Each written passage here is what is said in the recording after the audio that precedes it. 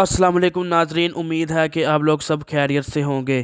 آج کا جو ہمارا ٹاپک ہے وہ ہے بین الاقوامی قانون کے ذرائع، جس میں ہم مکمل وضاحت اور مثالوں کے ساتھ اس کے اوپر بات کریں گے، اور اس کے لیے آپ ویڈیو کو پورا دیکھیں۔ ناظرین، جو بین الاقوامی قانون کے ذرائع ہیں یہ وہ قوانین ہیں جو ممالک کے تعلقات، بین الاقوامی تنازعات اور عالمی انصاف کے قیام میں مدد فراہم کرتے ہیں۔ سب سے پہلے ہم بات کرتے ہیں سورسز آف انٹرنیشنل لا کے مطابق۔ Sources of international law article 38 کے مطابق 4 ہوتے ہیں۔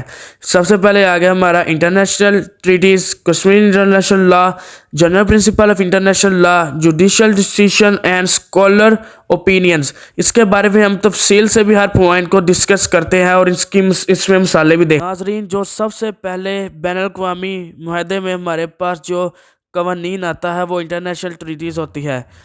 بین الاقوامی معاہدے وہ تحریری دستاویزات ہوتی ہیں جن پر ممالک باہمی اتفاق کے بعد دستخط کرتے ہیں۔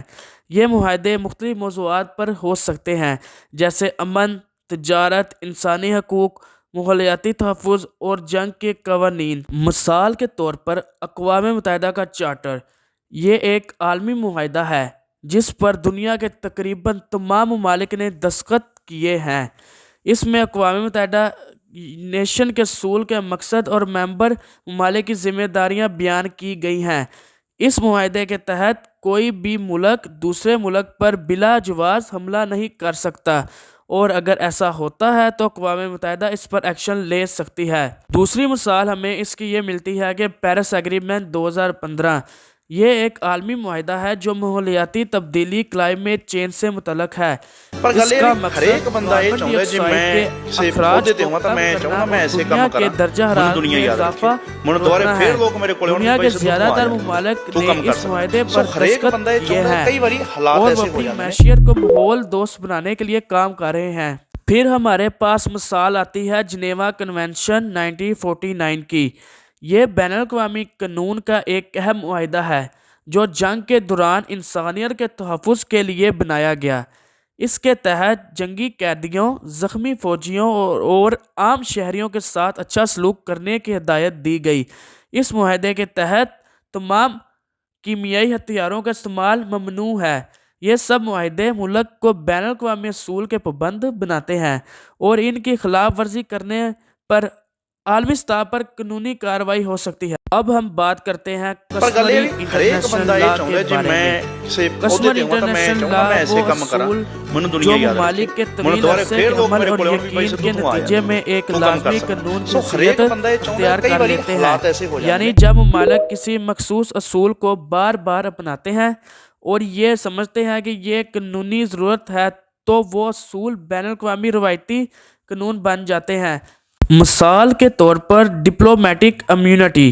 ڈپلومیٹک امیونٹی وہ ہوتی ہے کہ سفیروں اور سفارتی عمل کو دوسرے ممالک میں قانونی کارروائی سے اجتناع حاصل ہوتا ہے۔ اگر ایک ممالک کا سفیر دوسرے ممالک میں کوئی جرم بھی کر دے تو اس پر وہاں کی عدالت میں مقدمہ درج نہیں ہو سکتا، نہ ہی چلایا جا سکتا ہے، بلکہ اس کا کیس اس کے اپنے ممالک کو بھیجا جائے گا۔ یہ روایت وینا کنونشن اور ڈپلومیٹک ریلیشن 1961 ذریعے ایک باضابطہ قانون بن چکی ہے۔ پھر ہمیں یہاں پر مثال ملتی ہے لا آف سی کی بھی۔ ہر ممالک کے ساحل سے 12 ناٹیکل مائل 22 کلومیٹر تک سمندر اس ملک کی ملکیت ہوتا ہے۔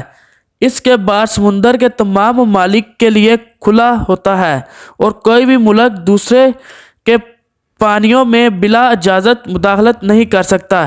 یہ اصول اس وقت ساتھ بین الاقوامی قوانین کی شکل اختیار کر گیا اور اب اقوام متحدہ کے سمندری قانون UNCLOC 1982 کے تحت باضابطہ تسلیم شدہ ہے۔ اب ہم بات کرتے ہیں جنرل پرنسپل آف لا کی۔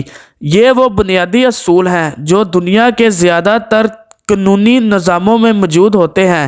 اگر کسی معاملے پر کوئی تحریری معاہدہ یا روایتی قانون موجود نہ ہو تو بین الاقوامی عدالتیں ان عام اصولوں کو استعمال کرتی ہیں کہ نہیں۔ کسی شخص کو صرف اس جرم کی سزا دی جا سکتی ہے جو قانون میں پہلے موجود ہو۔ کوئی حکومت نیا قانون بنا کر کسی پر پرانے جرم کی سزا نہیں لگا سکتی۔ پھر ہمیں اس میں ایک اور مثال ملتی ہے، وہ ہے نیک نیتی کا اصول۔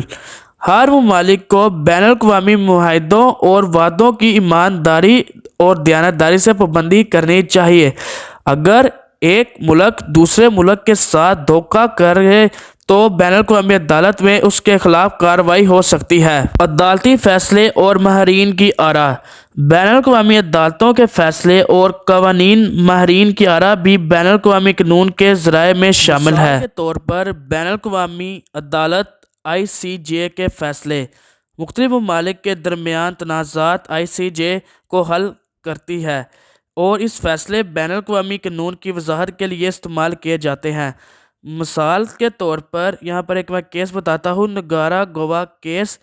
یونائٹڈ نیشن 1986 میں امریکہ کو غیر قانونی مداخلت پر سزا دی گئی تھی۔ ناظرین، اگر کسی مسئلے پر کوئی معاہدہ یا روایتی قانون نہ ہو تو بین الاقوامی عدالتیں قانونی ماہرین کی تحریروں کو بطور حوالہ استعمال کر سکتی ہیں۔ تو ناظرین، آج کی ویڈیو میں ہم نے دیکھا کہ بین الاقوامی قانون کے 4 بنیادی ذرائع ہیں، جس میں ہم نے تفصیل سے بات بھی کی۔ بین الاقوامی معاہدے، بین الاقوامی روایات، عام قانونی اصول، عدالتی فیصلے اور ماہرین کی آراء۔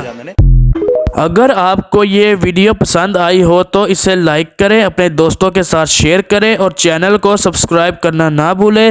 اگلی ویڈیو میں پھر ملاقات ہوگی۔ شکریہ۔